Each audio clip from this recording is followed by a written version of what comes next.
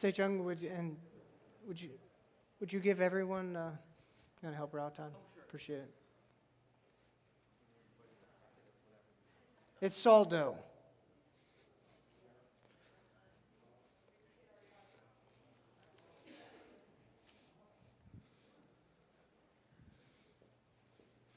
I was busy yesterday morning. It's kind of therapeutic, you know, you kind of squish the dough around. I wouldn't eat it if I were you. It is pretty salty. Yeah, at the ratio of 2 cups flour to 1 cup salt, you know it's pretty salty. Even when I dropped a little bit, the dog came over and he looked at it, he licked it, and he didn't eat it, which is telling. Because if you have a dog, they eat almost everything. You could be like the person at the ballpark. You could just, throw in the peanuts. We're not responsible for any. He's a natural. Look at that. Underhand.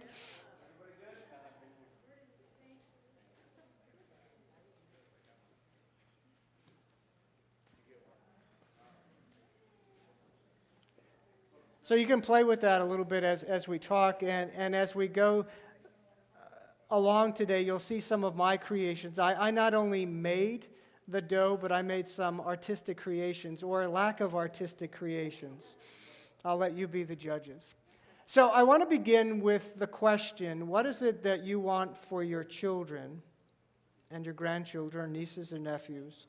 What is it that you desire for all the young people and teens that have some association with OSLC? So this is the time you can go ahead and shout out. What do you want for your kids? Let's start there. What? Can't go a little.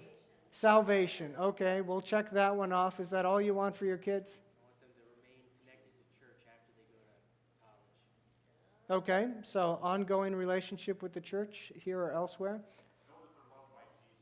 Know that they're loved by Jesus. Confident to share their faith. Is that all you want for your kids?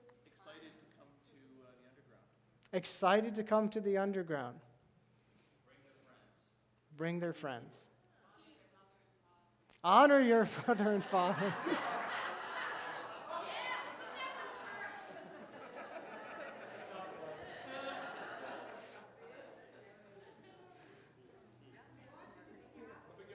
You want them to be happy, okay? So now we're moving a little bit beyond. So so in terms of salvation, remaining connected to the church, being excited, bringing their friends and so forth. And now you want your kids to be happy. Anything else? Make good choices. Strong values. Be close to God. Worship together. Depend upon God. Now, as you think about what you would like for the kids who come here and your own kids and grandkids, as the case may be, is your life reflective of those values?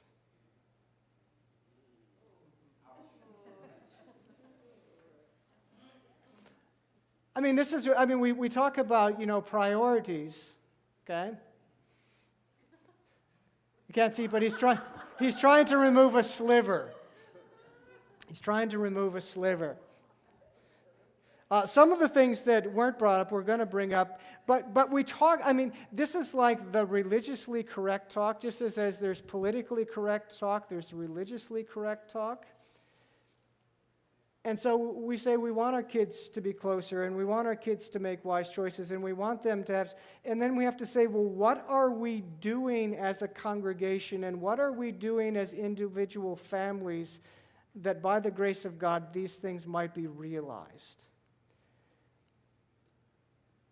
And as a father of 2, as you know, I want all of those things for my own sons.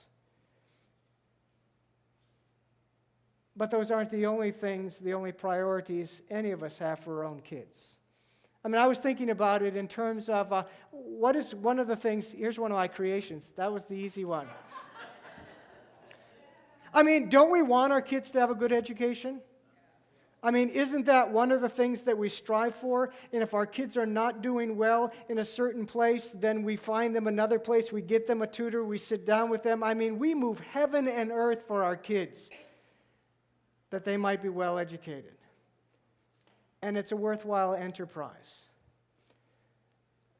But sometimes our pursuit of academic excellence, in order for our kids to get a good education, that idea about where their spiritual formation, that begins to fade into the background. And if you think about the story of Mary and Martha, and the things that Martha was doing, were they good things? Did people need to eat? Did food have to be prepared? Did somebody have to set the table? Yes. And yet what Jesus said, what Mary was doing, was the better thing. And so as parents and grandparents, we rightly seek that our children and grandchildren and others receive a good education, but we need to see it for what it is. And while it's talking about competition, well, school is kind of competitive. You know, Paul puts it in perspective. Everyone who competes in the games goes into strict training. So everybody wants to get into a good college. Everybody wants to get a good grade, spends a lot of time studying. They do it to get a crown, a grade that will not last. But we do it to get a crown that will last forever. And some of the things I say today may prick your conscience. You may not like everything I have to say, and that's fine. I have to hear it too. I've been wrestling with it all week. But in terms of this pursuit of school, I mean, so I can't come to church because I have to study. And I was there. I mean, there are times in which I didn't go. I said, Mom, you know, I got this big paper, this test. And the reality is I wasted Saturday. I didn't want to go to church on Sunday. So school became the reason why I didn't go. Yeah, ouch.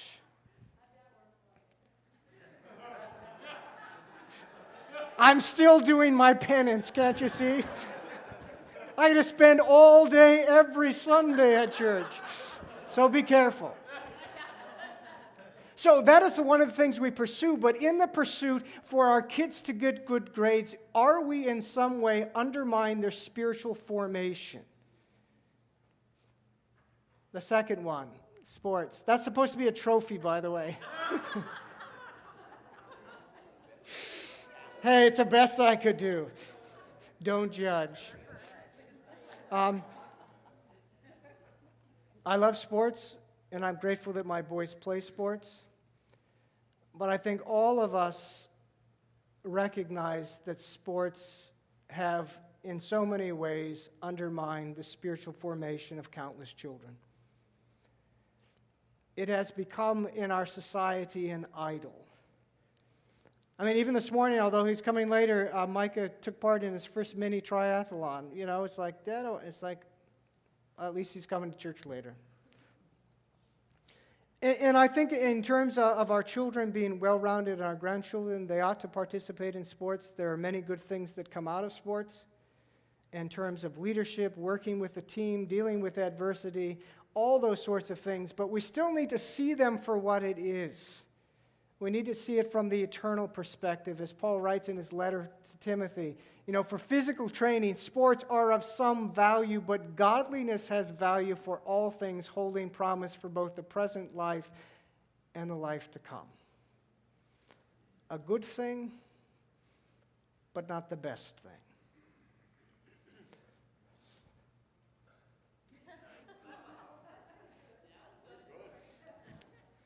I mean, don't we want our kids to be financially secure? In part so they don't live with us forever? Right? We do want them to be financially secure for their benefit and for our benefit. But just like sports, our desire for our kids to be financially secure so easily causes us and them to bow down to the God of this age. Without recognizing, I mean, financial security is nice, but it's not everything, and sometimes it comes at a too high a cost. I mean, when Jesus was speaking to the rich young ruler who was so desirous of following Jesus, couldn't follow Jesus because he wasn't willing to leave his stuff behind. And sometimes as we seek to mentor and shape our children and our grandchildren, we kind of have our eyes on the wrong thing. Do we want them to be paupers? No. Do we want them living in boxes? No. But do we want them to be fitted and ready to enter the kingdom of heaven?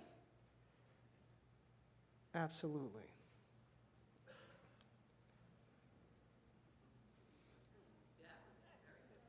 Thank you. I'd tell you Paige made it, but she didn't. I actually did. I had to redeem myself after the trophy.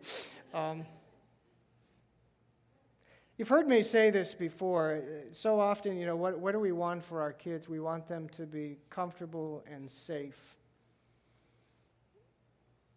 But living the Christian life isn't always comfortable and safe. I mean, if we think about our brothers and sisters in Christ in Syria and in Egypt and Afghanistan and Iraq and North Korea and so many other places, the Christian life is not safe.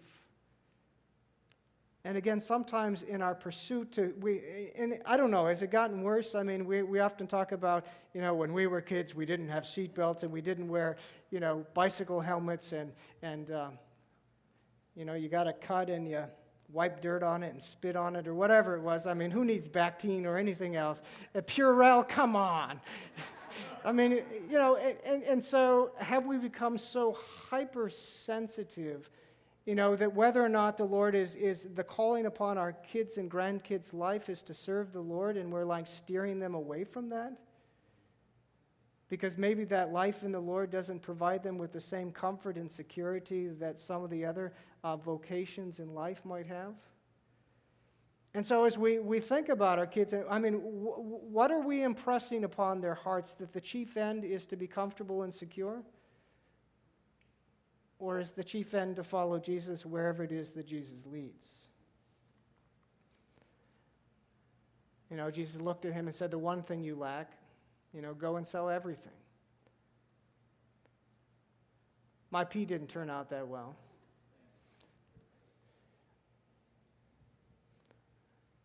Maybe this one isn't as big as some of the other ones, but we imagine our children and grandchildren having positions of power, maybe classroom, principal, CEO, or whatever it is. Because if they do, we look good, right? But what are we, again, impressing upon the hearts of those who gather here and those that are in our own home? There's nothing wrong with being a CEO, and there's nothing wrong with being a president or whatever it is. But if that's life's aim and end, what about servanthood? I mean, what are we doing to shape the hearts and lives of our young people in order that they know that to be a follower of Jesus is to be one who serves? So you can serve from the very top level of whatever organization it is. But if we haven't instilled that in their hearts and minds on the way up, once you get there, that's a hard lesson to learn. I mean, as Jesus lays out his own ministry, as the disciples want to have those places of power, they want to have that prestige, and Jesus says, you have it all wrong. You want to be great, then become the servant of all. And even as the greatest one, the King of Kings and Lord of Lords, he comes not to be served, but to serve and to give his life as a ransom for many. All of those things are good, but they are not the great. And as you said at the very beginning, what you really want is you want your children and your grandchildren, everybody who comes into the sphere of influence here, to be a devout follower of Jesus. The question is, how does that come about? This passage from Galatians has oftentimes I come back to it frequently because of the wording in that. If you know the situation in Galatia, Paul comes in, he preaches the gospel. God has his way among the Galatians. People come to faith in Jesus. Paul moves on to another place. The Judaizers come in, they mess with their minds. They begin to think that they're not saved by grace, but by the things that they do.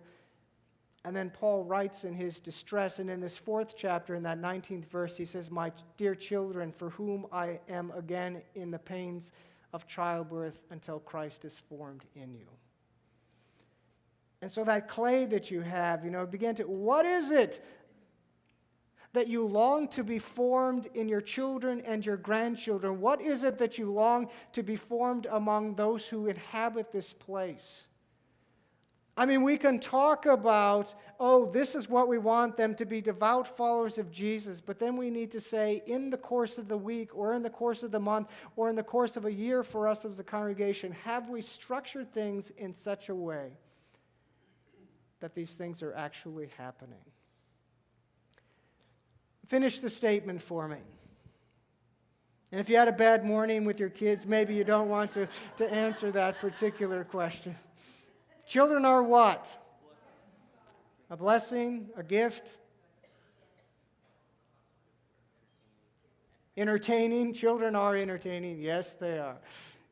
Especially in your household, so I hear. I've seen the YouTube videos, just a couple. You didn't think TJ knew how to do it, but he does. You look at Psalm 127, and it talks about a heritage. We don't know much about heritages, but, children are a gift from the Lord. And we live in a culture where kids are not always seen as a gift. That they're seen as a pariah, they're seen as inconveniences, they're seen as a lot of things, but we are called to see them as gifts. And here's the other one. Children are, and we look at this long passage, they're sacred trust. They're first and foremost God's children, and He loans them to us, gifts us to us, and as He does that, we have the sacred trust that we are to pass on to the next generation so that it might go to the next generation and the generation thereafter. But how do we inform and form the next generations? And so here are a few things that you and I can do. Make your own spiritual formation a priority. You can't give what you don't have. And so if Jesus isn't first and foremost in your life, then that's where you need to start. And if you don't know where to start or what to do, you can talk to me, to Bob, to Russ, to Dan, to Lita, any number of people, Judy, so forth. If you don't know what to do, let us help you begin to map that out. Lead by example. We all know that, right? Our kids and our grandkids and others mimic what we do. And so sometimes I look at the boys and Paige is like, it's all you. And it is all me. Sometimes it's good, sometimes it's not so good. So lead by example. And so if our children see us engaged in the Word, if our children see us serving, if our children see us and grandchildren in terms of the way in which we order our lives, the things that are important to us, the things that we talk about, they pick those things up. And I share this with you in no way because I've got it all right and got it all figured out, but when we as a family pray every night,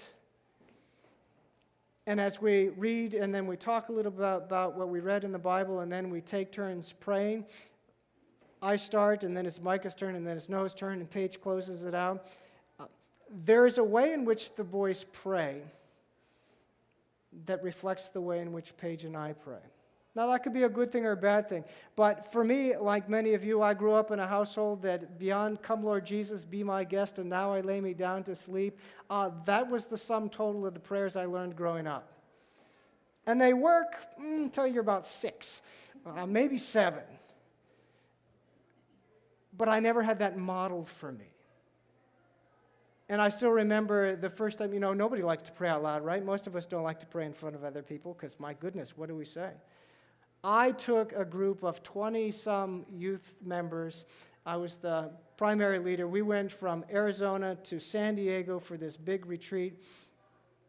I don't know, 5,000, 6,000 other kids there. And they said, we're short of one leader. Would you be the leader? I'm thinking, no. And they said, we're really desperate. And so I said, okay, what am I supposed to do? And now I'm sitting in front of 13 or 15 teenagers, 2 of which I know, and all of a sudden I'm supposed to pray aloud. Come, Lord Jesus doesn't work in that moment. We weren't even close to bedtime. Not having ever really prayed aloud, for somebody else. Now I'm throwing, it was a baptism by fire. It would have been nice had I grown up or been exposed in some way to people who prayed aloud, and I could have at least modeled my own prayers after them, even as I learned to pray my own prayers. And speaking of prayer, pray. It's not underrated. Or often underrated. Pray for your children, grandchildren, nieces, if you're not already. Pray for the kids who attend here. Pray for them by name. We've got lists, all kinds of lists. You can pray for them by name. Pray for our teachers as we did. They have such a valuable and vital role. Week after week, they're pouring their lives into them. Pray for them, that they would prepare well. The teenage years are hard. Some of us, we still have scars on the inside and the outside from our teenage years. It's hard to be a teenager, and maybe getting harder. So what would it be like for us if we began to pray for our teenagers? What would it be like if more than the confirmation sponsors would be praying for our confirmands? I think we're going to have 16, 17 kids in confirmation this year. You can pray for me. Interact with our kids and our teens. The church that I grew up in, and it was a good church, typical church. You had all the various things. But like many teenagers, I didn't really like going to church. I went because, just a moment, because I had to. But there was one man at the church I went to, almost every single Sunday, he would come and talk to me. He knew me by name, and he would come and ask me about my week, and it made a difference. So interact with somebody. If you don't know their names, don't ask me. Find out what their names are, interact with them, select one. Volunteer to work with our kids and young people. Matthew laid out those things earlier. Keep in contact with our college students. That's a time in which they're going through all kinds of new experiences. Oftentimes that's when they divorce themselves from the church. Sure is nice when you keep in contact with them. Mentor somebody. Dan and Lita and others have mentored a lot of people, including Matthew, and what a difference. That pays dividends for a lifetime. So there's more that I would like to say, but Matthew just came in and said, I really need to stop. So what I would like for you to do is don't throw your clay away. I want you to put it in a place where you normally do your devotions, prayer, whatever it is. And I would like for you, as you pray, to begin to form it. What is it that God is calling us to form? You got it all over your hands. I can give you a new one. What is it that God is calling us to form, and what role do you have in the formation of your children and your grandchildren and all the kids who come here? Now, please go.